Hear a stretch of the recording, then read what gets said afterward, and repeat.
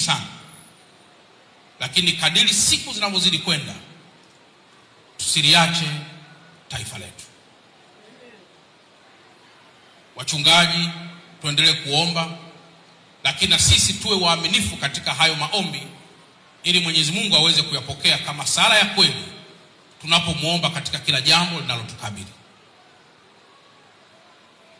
Mheshimiwa Rais wa Jamhuri ya Muungano wa Tanzania, ni shauku yake kwamba kila mmoja afanye vitu kwa uhuru. Baba yangu mmoja wa kiroho tarehe 29, tarehe 30 aliniuliza, waumini wanauliza wanaweza kaenda asubuhi kanisani? Nikamwambia kwa kweli bado sina uhakika. Ile maana yake nini? Amani inapotoweka, vingi vinatoweka. Na amani inapotoweka, huwazi tena maendeleo, unakuna waza kuiponya nafsi yako. Kwa ndugu zangu, nimekuja hapa kuungana nanyi siku hii ya leo, lakini tukimshukuru na kumsifu Mungu kwa matendo yake makuu. Na kamwe tusiache hilo, ili tusafiri katika safari ya kweli ambayo Mungu mwenyewe ndiye huifanya kwa ya kweli.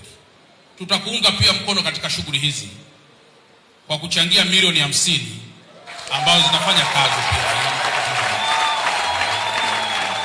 Kwa wewe utajua itafanya kazi gani. Kama italea watoto fine, na kama itaendeleza ujenzi katika safari ya kweli ambayo Mungu mwenyewe ndiye huifanya kwa ya kweli. Mwisho, wakati baba mchungaji ananishirikisha kuhusiana na mtoto, mimi mwenyewe nimepokea kwa mikono miwili.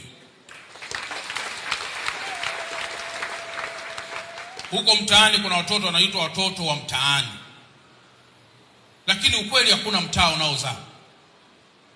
Yule kazaliwa na mama, kazaliwa na baba. Na wakati fulani tusiwe wepesi sana wa kulaumu anayemtupa mtoto. Yako mengi, mimi kama mkuu wa mkoa na ninyi wenzangu mkiwasikiliza hawa kina mama, anasema nilitaka kuua lakini kasema bora nimwache Wasamaria wamwokote. Katika mazungumzo yetu nilimpa mkuu wa mkoa shauri kwamba kuna mtoto mpya tumempokea, ana miezi miwili lakini alipokewa akiwa na siku 7. Kwa kuwa sisi tuko ndani ya mkoa wa Dar es Salaam, na kwa vile yeye amekuja kwenye usharika wetu, what about tukimbatiza huyu mtoto kwa jina lake, na yeye awe na mtoto hapa. Wakati mwingine pia tunasumbuliwa kwenye hizi huduma, basi tukiona kuna usumbufu unatokea, ukiona simu imeandikwa Jerusalem Home, unajua ni mahali mtoto wako yupo. Kwa hiyo hata kama utakuwa busy sana, itakuwa rahisi wewe kupokea ile simu na kusema kuna jambo gani huko. Kwa hiyo namshukuru mkuu wa mkoa, nilimpompa hilo wazo alilipokea na